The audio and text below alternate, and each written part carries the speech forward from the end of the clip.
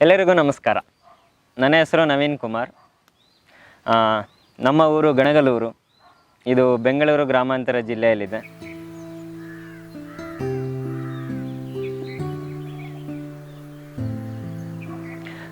ವ್ಯವಸಾಯ ಅನ್ನೋದು ಈ ಪ್ರಾಂತ್ಯದ ಅನೇಕ ಜನರ ಕಸುಬು. ನಾನು ಕೂಡ ವ್ಯವಸಾಯ ಕುಟುಂಬದಿಂದನೇ ಬಂದಿರೋದು. ನಾನು 2ನೇ ವಯಸ್ಸು ಮಗು ಇದ್ದಾಗ ನಮ್ಮ ತಂದೆಯವ್ರನ್ನ ಕಳ್ಕೊತೀನಿ. ಎಲ್ಲ ಜವಾಬ್ದಾರಿ ನಮ್ಮ ತಾಯಿ ಅವ್ರಿಗೆ ಬರುತ್ತೆ. ಆಗ ಅವರು ವ್ಯವಸಾಯ ಚಟುವಟಿಕೆಗಳನ್ನ ಮಾಡೋದು ತುಂಬ ಕಷ್ಟ ಆಗುತ್ತೆ. ಆಗ ಅವರು ವ್ಯವಸಾಯದಿಂದ ದೂರ ಹೋಗಿ ಎಲ್ಲ ನೀಲಗಿರಿ ಮರ, ಯೂಕಿಲಿಪ್ಟಸ್ ಟ್ರೀಸ್ನ ಹಾಕಿ ಬಿಟ್ಬಿಡ್ತಾರೆ. 20 ವರ್ಷದ ನಂತರ ನಾನು ಗ್ರ್ಯಾಜುಯೇಷನ್ ಮುಗಿಸಿದ ಮೇಲೆ ನಾನು ವ್ಯವಸಾಯ ಮಾಡಬೇಕು ಅನ್ನೋ ಆಸೆ ತುಂಬ ಇರುತ್ತೆ ನನ್ನಲ್ಲಿ. ಆಗ ನಾನು ಫಸ್ಟು ಬೋರ್ವೆಲ್ ಹಾಕೋದಕ್ಕೆ ಸ್ಟಾರ್ಟ್ ಮಾಡ್ತೀನಿ. ನಾನು ಸುಮಾರು 1300 ಅಡಿ ಬೋರ್ವೆಲ್ ಕೊರೆಸ್ತೀನಿ. ಆದರೆ ನೀರು ಸಿಗೋದಿಲ್ಲ, ಫೇಲ್ಯೂರ್ ಆಗುತ್ತೆ. ಅದೇ 20 ವರ್ಷದ ಹಿಂದೆ ನಮ್ಮ ತಂದೆ ತಾಯಿಯವರು ವ್ಯವಸಾಯ ಮಾಡುವಾಗ ಕೇವಲ 250 ಅಡಿಯಲ್ಲಿ ಸಾಕಷ್ಟು ನೀರು ಸಿಗ್ತಾಯಿತ್ತು. ಆದರೆ ಈಗ ನನಗೆ ನೀರು ಸಿಕ್ಕೇ ಇಲ್ಲ. ಅದು ತುಂಬ ಬೇಸರ ಆಯಿತು. ಆಗ ನಾನು ವ್ಯವಸಾಯ ತುಂಬ ಕಷ್ಟ ಅಂತ ಅಲ್ಲಿಗೆ ಬಿಟ್ಟು ಶಾಲೆಯಲ್ಲಿ ಶಿಕ್ಷಕನಾಗಿ ಸೇರಿಕೊಂಡೆ. ಅಲ್ಲಿ ಸುಮಾರು 5 ವರ್ಷ ನಾನು ಕೆಲಸ ಮಾಡಿದೆ. ಅದಾದ ನಂತರ ನನ್ನ ತಲೆಯಲ್ಲಿ ಯಾವಾಗಲೂ ಒಂದು ಓಡ್ತಾ ಇತ್ತು, ಕಮ್ಮಿ ನೀರಲ್ಲಿ ಏನಾದರೂ ಮಾಡಬೇಕು, ನಾನು ವ್ಯವಸಾಯ ಮಾಡಬೇಕು ಅನ್ನೋ ಯೋಚನೆಗಳು ಸದಾ ಬರ್ತಾಯಿತ್ತು. ಆಗ ಈ ರ್ಯಾಲಿ ಫಾರ್ ರಿವರ್ಸ್ ಅನ್ನೋ ಒಂದು ಅಭಿಯಾನ ಶುರು ಆಗುತ್ತೆ. ಅದರ ಜೊತೆಗೆ ಕಾವೇರಿ ಕೂಗು ಅನ್ನೋ ಅಭಿಯಾನ ಕೂಡ ಶುರು ಆಗುತ್ತೆ. ಅದರಲ್ಲಿ ಸದ್ಗುರುಗಳು ತುಂಬ ಚೆನ್ನಾಗಿ ಮಾತಾಡ್ತಾರೆ. ಕಮ್ಮಿ ನೀರಲ್ಲಿ ಅತಿ ಹೆಚ್ಚು ಆದಾಯ ಬರೋ ಅಂಥ ಮರಗಳು, ಟಿಂಬರ್ ಮರಗಳನ್ನ ಯಾವ ರೀತಿ ಬೆಳೆಸ್ಬೋದು ರೈತ, ಅವನ ಆದಾಯ ಯಾವ ರೀತಿ ಹೆಚ್ಚಿಸ್ಕೊಬೋದು, ಮಣ್ಣಿನ ಫಲವತ್ತತೆ ಹೇಗೆ ಹೆಚ್ಚಾಗುತ್ತೆ, ಮತ್ತು ಅಂತರ್ಜಲ ಮಟ್ಟ ಹೇಗೆ ವೃದ್ಧಿಸ್ಬೋದು ಜಮೀನಲ್ಲಿ ಮರಗಳು ಬೆಳೆಯೋದ್ರಿಂದ. ಇದನ್ನೆಲ್ಲ ಕೇಳಿ ನನಗೆ ತುಂಬ ಸಂತೋಷ ಆಗುತ್ತೆ. ಆಗ ನಾನು ಬೇರೆ ಯೋಚನೆನೇ ಮಾಡಿಲ್ಲ. ತಕ್ಷಣ ನನ್ನ ಜಮೀನಲ್ಲಿ ಸುಮಾರು 2000 ಮರಗಳನ್ನ ನಾಟಿ ಮಾಡ್ತೀನಿ. 6 ಜಾತಿಯ ಮರಗಳು. ಈಗ ಮರಗಳು ಸುಮಾರು 2 ವರ್ಷ ಹಳೇದಾಗಿದೆ, ಚೆನ್ನಾಗಿ ಬೆಳೆದು ನಿಂತಿವೆ. ಅದನ್ನು ನೋಡಿದ್ರೇ ತುಂಬ ಸಂತೋಷ ಆಗುತ್ತೆ. ನನ್ನ ಪ್ರಕಾರ ಇನ್ನು 15-20 ವರ್ಷಗಳಲ್ಲಿ ಆ ಮರಗಳಿಂದ ನನಗೆ ಸುಮಾರು 8ರಿಂದ 10 ಕೋಟಿಯಷ್ಟು ಲಾಭ ಬರುತ್ತೆ ಅನ್ನೋ ನಿರೀಕ್ಷೆಯಲ್ಲಿದ್ದೀನಿ. ನಾನು ನನ್ನ ಫ್ಯೂಚರ್ ಬಗ್ಗೆ ತಲೆ ಕೆಡಿಸ್ಕೊಳ್ಳೋ ಅವಶ್ಯಕತೆ ಇಲ್ಲ. ತುಂಬ ಸಂತೋಷವಾಗಿದ್ದೀನಿ. ಇದರ ಜೊತೆಗೆ ಮರ ಬೇಸಾಯದ ಜೊತೆಗೆ ನಾನು ಕೃಷಿಯನ್ನು ಮಾಡಬೇಕು ಅನ್ನೋ ಒಂದು ಹುಮ್ಮಸ್ಸು ಹೆಚ್ಚಾಗುತ್ತೆ. ಆಗ ನಾನು ಪಕ್ಕದ ರೈತರ ಭೇಟಿಯಾಗೋದು, ಅದ್ರ ಬಗ್ಗೆ ತಿಳ್ಕೊಳ್ಳೋ ಪ್ರಯತ್ನ ಮಾಡ್ತೀನಿ. ಆಗ ಒಬ್ಬ ರೈತರನ್ನ ಮೀಟ್ ಆಗ್ತೀನಿ. ಅವರು 1 ಎಕರೆ ಟೊಮೊಟೊ ಬೆಳೀತಾ ಇರ್ತಾರೆ. ಆ ಸಂದರ್ಭದಲ್ಲಿ ಅವರು ಸುಮಾರು 1 ಲಕ್ಷ ರೂಪಾಯಿ ಇನ್ವೆಸ್ಟ್ಮೆಂಟ್ ಮಾಡಿ ಬೆಳೀತಾಯಿದ್ರು. ಅದರಲ್ಲಿ ನಾನು ವಿಚಾರಿಸಿದಾಗ ಸುಮಾರು 46,000 ರೂಪಾಯಿ ಬರೀ ರಸಗೊಬ್ಬರಗಳಿಗೆ ಅವರು ಕೊಟ್ಟಿದ್ದಾರಂತೆ. ನನಗೆ ತುಂಬ ಶಾಕ್ ಆಯಿತು. ಏನಿದು, ಅರ್ಧದಷ್ಟು ಮೊತ್ತ ಬರೀ ರಸಗೊಬ್ಬರಗಳಿಗೆ.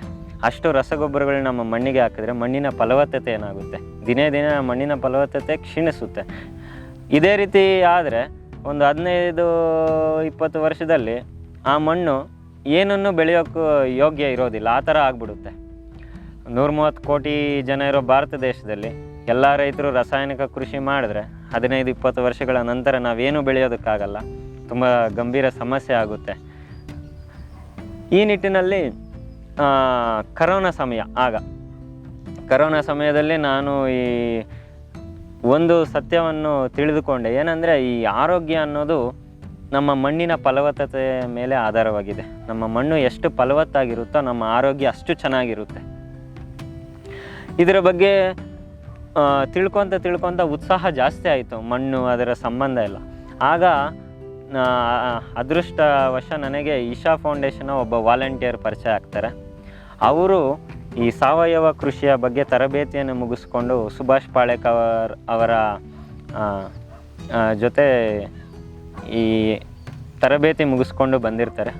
ಆಗ ನನಗೆ ಅವರು ಸಂಪೂರ್ಣ ವಿವರ ಕೊಡ್ತಾರೆ. ಆರ್ಗ್ಯಾನಿಕ್ ಫಾರ್ಮಿಂಗ್ ಅಂದರೆ ಸಾವಯವ ಕೃಷಿ ಅಂದರೆ ಏನು, ನಾವು ಕಮ್ಮಿ ವೆಚ್ಚದಲ್ಲಿ, ಕಮ್ಮಿ ಹೂಡಿಕೆಯಲ್ಲಿ ಹೆಚ್ಚು ಇಳುವರಿ ಯಾವ ರೀತಿ ತೆಗಿಬೋದು, ಮತ್ತು ಮಣ್ಣಿನ ಫಲವತ್ತತೆ ಯಾವ ರೀತಿ ಜಾಸ್ತಿ ಮಾಡ್ಬೋದು, ಅನೇಕ ವಿಷಯಗಳು ಇವರು ಹೇಳ್ತಾರೆ. ಇದರಿಂದ ನನಗೆ ಇನ್ನೂ ಕುತೂಹಲ ಜಾಸ್ತಿ ಆಗಿಬಿಡ್ತು. ಆಗ ನಾನು ಡಿಸೈಡ್ ಮಾಡಿದೆ, ನಾನು ಸಾವಯವ ಕೃಷಿ ಮಾಡಲೇಬೇಕು ಅಂತ. 2019ರಲ್ಲಿ ನಾನು ನನ್ನ ಶಿಕ್ಷಕನ ಕೆಲಸಕ್ಕೆ ರಿಸೈನ್ ಮಾಡಿ ನಾನು ಸಾವಯವ ಕೃಷಿ ಸ್ಟಾರ್ಟ್ ಮಾಡ್ತೀನಿ. ಮೊದಲು ಸ್ಟಾರ್ಟ್ ಮಾಡಿದಾಗ ನಾನು ಫಸ್ಟು ಮಳೆ ನೀರು ಕೊಯ್ಲು ಪದ್ಧತಿಯಲ್ಲಿ ಒಂದು ಚಿಕ್ಕದಾಗಿ ಹಳ್ಳ ತೋಡ್ಕೊತೀನಿ, ರೈನ್ ವಾಟರ್ ಹಾರ್ವೆಸ್ಟಿಂಗ್ ಪಾಂಡ್. ಅದರ ಜೊತೆ 2 ನಾಟಿ ಹಸುಗಳನ್ನ ನಾನು ಖರೀದಿ ಮಾಡ್ತೀನಿ. ಇದಕ್ಕೆ ಬಂಡವಾಳ ಬಂದು ನನಗೆ ಈ ಮರಗಳು ಹಾಕಿದ್ದೆ ಅಲ್ಲ, ಪ್ರತಿ ವರ್ಷ ನಮ್ಮ ಕರ್ನಾಟಕ ಸರ್ಕಾರ ಈ ಟಿಂಬರ್ ಮರಗಳು ರೈತರು ಜಮೀನಲ್ಲಿ ಇಟ್ಕೊಂಡ್ರೆ ಸಬ್ಸಿಡಿ ಅಂತ ಕೊಡ್ತಾರೆ, ಮರಕ್ಕೆ ಇಷ್ಟು ದುಡ್ಡು ಅಂತ.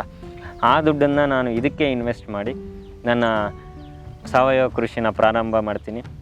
ಹಸುಗಳಿಂದ ಜೀವಾಮೃತ ತಯಾರಿಸೋದು, ಗೊಬ್ಬರ ತಯಾರಿಸೋದು, ಜೊತೆಗೆ ಕೀಟನಾಶಕಗಳು ಎಲ್ಲನೂ ನಾನೇ ತಯಾರು ಮಾಡ್ಕೊತಾ ಇದ್ದೀನಿ. ಹೊರಗಡೆಯಿಂದ ನಾನು ಯಾವುದನ್ನು ಖರೀದಿ ಮಾಡ್ತಾ ಇಲ್ಲ. ಈ ರೀತಿ ಶುರುವಾದಿದ್ದು ಈಗ ನಾನು ಸುಮಾರು 20ರಿಂದ 25 ವೆರೈಟಿ ಸೊಪ್ಪುಗಳು ಮತ್ತು ತರಕಾರಿಗಳನ್ನ ಬೆಳೀತಾ ಇದ್ದೀನಿ. ಪ್ರತಿನಿತ್ಯ ಆ ಸೊಪ್ಪು ತರಕಾರಿಗಳನ್ನ ನನ್ನ ಸುತ್ತಮುತ್ತಲಿನ ಗ್ರಾಹಕರಿಗೆ ನಾನು ಮಾರಾಟ ಮಾಡ್ತಾ ಇರೋದ್ರಿಂದ ನನಗೆ ಕನಿಷ್ಠ ಪಕ್ಷ 1500ರಿಂದ 2000 ರೂಪಾಯಿ ಪ್ರತಿದಿನ ನನಗೆ ಆದಾಯ ಬರ್ತಾಯಿದೆ. ನಾನು ಶಿಕ್ಷಕನಾಗಿ ಎಷ್ಟು ದುಡಿತಾ ಇದ್ನೋ ಅದಕ್ಕಿಂತ ಹೆಚ್ಚಾಗಿ ಇದರಲ್ಲೂ ಬರ್ತಾಯಿದೆ. ಅದೊಂದೇ ಅಲ್ಲ, ನಾನು ದಿನಕ್ಕೆ 3ರಿಂದ 4 ಜನಕ್ಕೆ ಉದ್ಯೋಗ ಕೂಡ ನನ್ನ ತೋಟದಲ್ಲಿ ನಾನು ಕೊಡ್ತಾಯಿದ್ದೀನಿ. ಅದು ನನಗೆ ತುಂಬ ಸಂತೋಷ ಆಗ್ತಾಯಿದೆ. ಮತ್ತೊಂದು ವಿಚಾರ ಏನಂದರೆ, ನನ್ನ ಜಮೀನಲ್ಲಿ ಈಗ ಎಲ್ಲಿ ನೋಡಿದ್ರೆ ಅಲ್ಲಿ ಎರೆಹುಳು ಕಾಣಿಸ್ತಾ ಇದೆ. ಅದು ತುಂಬ ಸಂತೋಷ, ನನಗೆ ತುಂಬ ಸಂತೋಷ ಆಗುತ್ತೆ. ಯಾಕಂದರೆ ಎರೆಹುಳುಗಳು ಹೆಚ್ಚಾಗಿ ಕಾಣಿಸ್ತಾ ಇದೆ ಅಂದರೆ ಮಣ್ಣು ಫಲವತ್ತಾಗಿ ಆಗ್ತಾ ಇದೆ ಅಂತ ಅರ್ಥ. ಅದನ್ನು ನೋಡಿದಾಗೆಲ್ಲ ನನಗೆ ತುಂಬ ಆನಂದ ಆಗುತ್ತೆ. ಇದು ನೋಡಿದ ಸುತ್ತಮುತ್ತ ರೈತರು ಪಕ್ಕದೂರಿನಿಂದ ಅವಾಗವಾಗ ನನ್ನ ಜಮೀನಿಗೆ ಬರ್ತಾರೆ. ಬಂದು ಯಾವ ರೀತಿ ನೀವು ತೋಟ ಮಾಡ್ತೀರಾ, ಯಾವ ರೀತಿ ನೀವು ವ್ಯವಸಾಯ ಮಾಡ್ತೀರಾ, ಇದ್ರ ಬಗ್ಗೆ ಸಾಕಷ್ಟು ಇನ್ಫಾರ್ಮೇಷನ್ ಅವ್ರು ತಗೊತಾರೆ. ನಾನು ಈ ಸಾವಯವ ಕೃಷಿ ಬಗ್ಗೆ ಅನೇಕ ಮಾಹಿತಿಗಳನ್ನ ಅವ್ರಿಗೆ ಕೊಡ್ತೀನಿ. ಇದನ್ನೆಲ್ಲ ಉಪಯೋಗಿಸ್ಕೊಂಡು ಅನೇಕ ರೈತರು ರಾಸಾಯನಿಕ ಕೃಷಿಯಿಂದ ನಿಧಾನವಾಗಿ ಸಾವಯವ ಕೃಷಿ ಕಡೆ ಹೋಗ್ತಾ ಇದ್ದಾರೆ. ಅದು ಕೂಡ ತುಂಬ ಸಂತೋಷ ಆಗುತ್ತೆ ನನಗೆ ನೋಡೋದಕ್ಕೆ. ಇದೆಲ್ಲ ನೋಡಿದ ನಾನು ಸ್ವಲ್ಪ ಸಮಯ, ನನ್ನ ಸಮಯವನ್ನು ಈ ಕಾವೇರಿ ಕೂಗು ಅನ್ನೋ ಅಭಿಯಾನಕ್ಕೆ ನಾನು ಮುಡುಪಾಗಿಟ್ಟಿದ್ದೀನಿ. ನನ್ನ ಬಿಡುವಿನ ಸಮಯದಲ್ಲಿ ರೈತರನ್ನ ಮರ ಬೆಳೆಸೋದ್ರ ಬಗ್ಗೆ, ಸಾವಯವ ಕೃಷಿಗೆ ಅವ್ರನ್ನ ತೊಡಗಿಸ್ಕೊಳ್ಳೋದ್ರ ಬಗ್ಗೆ ನಾನು ನನ್ನದೇ ಆದ ರೀತಿಯಲ್ಲಿ ಅವರಿಗೆ ಮಾಹಿತಿ ಕೊಟ್ಟು ಅವ್ರಿಗೆ ಎಂಕರೇಜ್ ಮಾಡ್ತಾ ಇರ್ತೀನಿ. ಒಂದು ಮುಖ್ಯವಾದ ವಿಚಾರ ನಿಮ್ಮಲ್ಲಿ ಹೇಳೋದೇನೆಂದರೆ, ಸಾವಯವ ಕೃಷಿ ನಮ್ಮ ಫ್ಯೂಚರ್. ಅದೇ ಸಾವಯವ ಕೃಷಿ ಮಾಡಿದ್ರೇ ನಮ್ಮ ಜೀವನ ಚೆನ್ನಾಗಿರೋದು, ಎಲ್ಲರೂ ಚೆನ್ನಾಗಿರೋದು. ಸಾವಯವ ಕೃಷಿ ಅತಿ ಕಮ್ಮಿ ಹೂಡಿಕೆ, ಹೆಚ್ಚು ಇಳುವರಿ ಮತ್ತು ಒಳ್ಳೆಯ ಲಾಭಗಳು ಬರುತ್ತೆ. ಎಲ್ಲ ನಮ್ಮ ತೋಟದಿಂದನೇ ಬರುತ್ತೆ, ನಮ್ಮ ತೋಟಕ್ಕೆ ಹೋಗುತ್ತೆ. ಇದು ಒಂದು ಸುಂದರವಾದ ಪದ್ಧತಿ. ಇದ್ರ ಜೊತೆಗೆ ನಾನು ಹಸು ಸಾಕಾಣಿಕೆ, ಕುರಿ, ಮೇಕೆ, ಮೀನು, ಕೋಳಿ ಇದನ್ನೆಲ್ಲ ಸಾಕಾಣಿಕೆ ಮಾಡ್ತಾಯಿದ್ದೀನಿ. ಇದರಿಂದ ಕೂಡ ನನಗೆ ಇನ್ಕಮ್ ಬರೋಕ್ಕೆ ಸ್ಟಾರ್ಟ್ ಆಗ್ತಾಯಿದೆ. ಎಲ್ಲ ಒಂದೇ ಮೂಲ ಅಲ್ಲ, ಅನೇಕ ಮೂಲಗಳಿಂದ ಕೂಡ ಈಗ ನನಗೆ ಆದಾಯ ಬರ್ತಾಯಿದೆ. ಇದರಿಂದ ನಾನು ತುಂಬ ಸಂತೋಷವಾಗಿದ್ದೀನಿ. ನನ್ನ ಜೀವನ ಕೂಡ ತುಂಬ ಚೆನ್ನಾಗಿದೆ. ಪ್ರಾಣಿ ಸಾಕಾಣಿಕೆ ಇವುಗಳ ಜೊತೆಯಲ್ಲಿ ನೀವು ವ್ಯವಸಾಯ ಮಾಡಿದ್ದೆ ಅದರಲ್ಲಿ ಖಂಡಿತ ನಿಮಗೆ ಯಶಸ್ಸು ಸಿಗುತ್ತೆ. ಖಂಡಿತ ನೀವು ಚೆನ್ನಾಗಿರ್ತೀರ. ಎಲ್ಲರಿಗೂ ನಮಸ್ಕಾರ, ಧನ್ಯವಾದಗಳು.